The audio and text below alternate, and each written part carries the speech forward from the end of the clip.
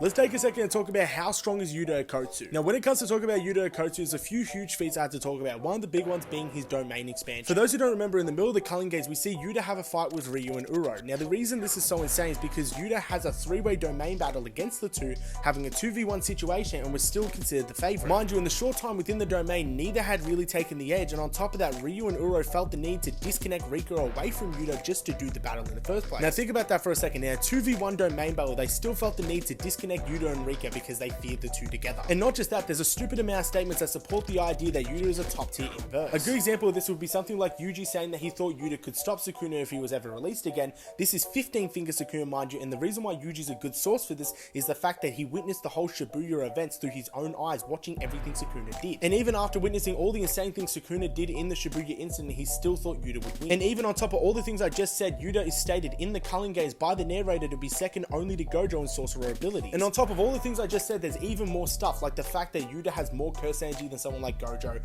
or the fact that Yuta was confident that he could take down Maharaga and the other Shikigami in the middle of the Sukuna and Gojo fight, or just the fact that we know he can copy other people's curse techniques and has some of the best RCT in the verse. So yeah, let's be honest for a second, Yuta is no one to play with.